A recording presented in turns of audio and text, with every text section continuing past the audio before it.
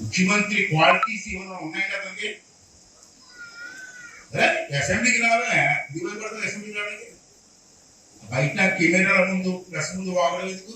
అసెంబ్లీకి వచ్చి మాట్లాడతారు. నీకు దమ్ము ఉంటే కడప పులియాట రాయలసీమ పులియాట రాయలసీమ పులియాడు పులి అసెంబ్లీ కాడకే గడ్డలు ఆడతారు. రాయలసీమ పులి వాళ్ళు దమ్ము ఉంటారా అసెంబ్లీలో రా రాష్ట్రాంశాలు మాట్లాడు. అసెంబ్లీలో నేను టైం ఇస్తాను నీకు. అందరు ఎమ్మెల్యేలు నీకు టైం ఇస్తా మాట్లాడతాడా అన్న. కడప ఎలక్షన్లోనే గుర్తు చెప్పారు. సిగ్గు లేకుండా కడప పులి రాయలసీమ పులి అంటే పులి ఎలక్షన్ చెప్పారు. చౌదరి పులిసే డిపాజిట్ రాలేదు. డిపాజిట్ రాదు. పులిగా పులి అంటాడు. పులిందరూ మనకి అందరికీ దెబ్బలు అంటే మాట్లాడచ్చు. ప్రజాస్వామ్యంలో ఎవరైనా మాట్లాడచ్చు, ఏదైనా చెప్పచ్చు. కానీ పద్ధతులు కావాలి. అబద్ధాలు ఎక్కడ చూసిన అబద్ధాలని నిజంగానే నమ్మించుకుని ప్రయత్నం చేస్తారు.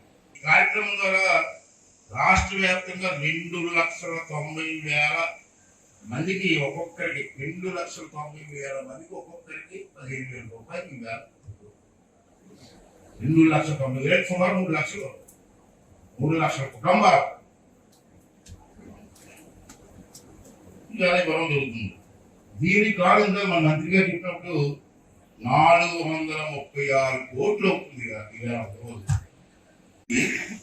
మెడికల్ కాలేజ్ నుంచి అవగాహన ఉండదండి. నేను జీవో వచ్చాను చంద్రబాబు నాయుడు పట్టలేదంటారు. ఏ జీవో వచ్చారు బాబు? నేను 2000 ఇచ్చింది 2022 ఇప్పుడు అంతే 2025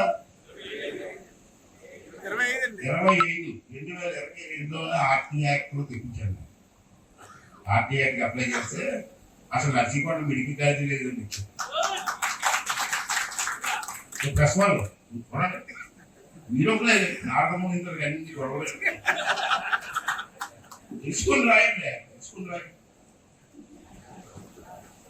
ఆర్టీఏ యాక్ట్ కోర్ట్ నర్సీపట్నం పేరు ఉంటుంది.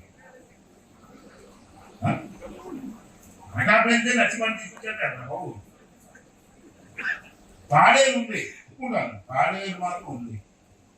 పాడేరు మాత్రం ఈ గవర్నమెంట్ కట్టారు ఒప్పుకుంటాం. ఇది గవర్నమెంట్ ఆఫ్ ఇండియా ఇచ్చాడు. అసలు గవర్నమెంట్ ఆఫ్ ఇండియా పర్మిషన్ లేకుండా పిల్లలందరూ జాయిన్ చేసుకుంటారండి కాలేజీలోని. గుర్తున్న ఎవరైనా ఆలోచించండి. ఎన్ఎన్సి కౌన్సిల్ అని నేషనల్ కౌన్సిల్ ఉంటారు. వాళ్ళు అప్రూవల్ ఇస్తేనే మెడికల్ కాలేజ్ వస్తుంది. ఆ మెడికల్ కాలేజీలో పిల్లలు జాయిన్ అయ్యాక అవుతుంది. అది కూడా నువ్వు ముఖ్యమంత్రి ఎలాగయ్యారా బాబు? నా కర్మకాలి ఆ మాత్రం తెలియదు. నువ్వు జీవో వచ్చావు, స్టేట్ గవర్నమెంట్ జీవో, కానీ సెంట్రల్ గవర్నమెంట్ ఒప్పుకోలేదే. పాడేరు వాళ్ళు ఒప్పుకుంది. పాడేరు ఒప్పుకోలేదు, మీరు ఒప్పుకున్నారు. ఇదిగో దానికేమో నా ఫోటో పేపర్ ఫోటో నా ఫోటో వేసి అసెంబ్లీలో స్పీకర్ అయ్యన్న పాత్రలు నవ్వులు పోవాలి. మీరు ఎదిగి నవ్వులు పోవాలి. ఏమైంది? ఇది ప్రెస్ ఏమిటంటే ప్రెస్ మీద అయ్యన్న పోతున్న ఆక్రమం. ఇదే ఆక్రమం. ఏమన్నా పోలీసులు ఉన్నారమ్మా? సిఏ గారు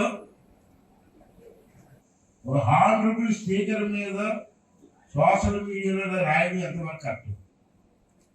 మీకు ఇస్తాను, సెల్ ఫోన్లో ఉంది, మా సెల్ ఫోన్లో ఉంది. ఆ నెంబర్ తీసుకొని ఆ ఎవరో పట్టుకొని ఆయన లోపలి స్పీకర్కి కామెంట్ చేయకూడదు. రాజ్యాంగం ఒప్పుకోదు స్పీకర్ గారి మీద కామెంట్ చేసే పరిస్థితి లేదు. జడ్జి గారికి కామెంట్ చేయడం నమ్మదా. హైకోర్టు జడ్జి గారి నా మీద కామెంట్ చేయడం వీల్లేదు. As for rules. ఎవరో పనికి మాట్లాడుతుందేమో సోషల్ మీడియాలో మాట్లాడితే ఫోటోలు చేసి ఇలా మీకు ఇస్తాను, కేసు బుక్ చేసి ఆ నర్సింహపట్నం కూడాడు చూసాం, ఊరంతా వెరిఫై చేశారు, నెంబర్ కూడా దొరికింది.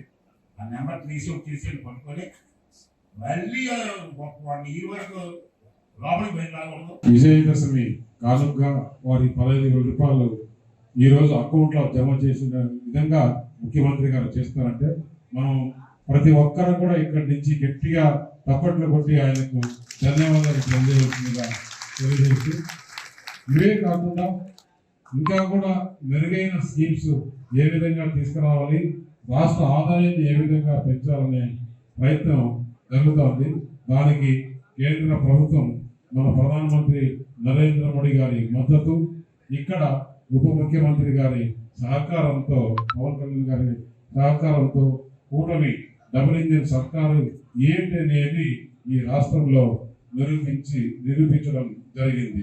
కాబట్టి మీ అందరూ దీవెనలు కూడా ఈ కుటుంబ ప్రభుత్వం పైన, ముఖ్యంగా మన ముఖ్యమంత్రి చంద్రబాబు గారు ఎల్లప్పుడూ ఉండాలని చెప్పేసి ఈ అవకాశం ఇచ్చిన పెద్ద రాజేంద్ర ప్రసాద్ గారికి, జిల్లా ఇన్ఛార్జ్ మంత్రి కలెక్టర్ గారికి, అధికారులకు అందరికీ కూడా ప్రత్యేక ధన్యవాదాలు. ఇవాళ రాష్ట్ర ప్రభుత్వం మనందరికీ తెలుసు, 14-19 రాష్ట్ర విభజన జరిగిన తర్వాత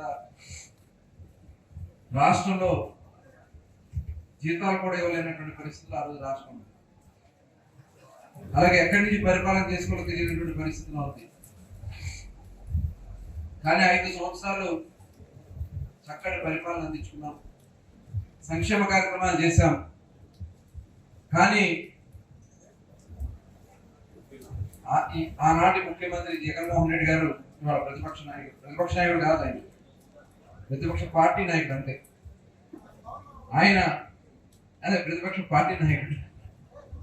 ఆయన నేను అన్ని చేస్తానని చెప్పి అధికారంలోకి వచ్చి రాష్ట్రాన్ని సర్వనాశనం చేశాడు. ఎందుకంటే మీ అందరికి ఆటో సోదరులు తెలుసు, రోడ్లన్నీ గతంలో ఎలా ఉన్నాయి 5 సంవత్సరాలు, ఆ రోడ్లో మీ ఆటోలన్నీ కూడా ఎన్ని ఇబ్బందులు పడి, అలాగే అది కాకుండా ఆ రోజున ఫైన్లు, 1000 రూపాయల ఫైన్లు ఇచ్చింది 10,000 రూపాయలు అయితే ఒక్కొక్కటి దగ్గర 20,000, 30,000 రూపాయల ఫైన్లు ఆటోల మీద వేసి చాలా మంది ఆటోలు కూడా అమ్మినటువంటి పరిస్థితి గతంలో ఉంది. రిపేర్లకి ఇవన్నీ చూసిన తర్వాత మరి మన ఎన్నికల్లో మంచి మెజార్టీ ఇచ్చారు, 94% మ్యాండేట్ ఇచ్చారు. మరి ఆ రోజున మమ్మల్ని అందరూ కూడా అరెస్ట్ చేశారు. అయ్యన్న పాత్ర గారిని ఎన్ని ఇబ్బందులు పెట్టారో మన కళ్ళారు ఈ రాష్ట్రం అంతా కూడా చూసింది. నా మీద కూడా ఒక హత్య కేసు పెట్టి నేను ఒక 54 రోజుల పాటు రాజమండ్రి జైల్లో ఉన్నా. చివరికి మన ముఖ్యమంత్రి చంద్రబాబు నాయుడు గారి మీద కూడా కేసు పెట్టి ఆయన్ని కూడా దగ్గర 53 రోజుల పాటు రాజమండ్రి జైల్లో పెట్టడం జరిగింది. ఈ రాష్ట్రంలో జరుగుతున్నటువంటి పరిస్థితులు చూసి ఆ రోజు పవన్ కళ్యాణ్ గారు ముందుకు వచ్చి రేపు ఎన్నికల్లో మేము కలిసి పోటీ చేస్తామని చెప్పారు. అలాగే భారతీయ జనతా పార్టీ కూడా మనకు సపోర్ట్ చేసింది. ఇవాళ 175 స్థానాలకి 124 స్థానాలు మనం తెలుసుకోగలిగాం.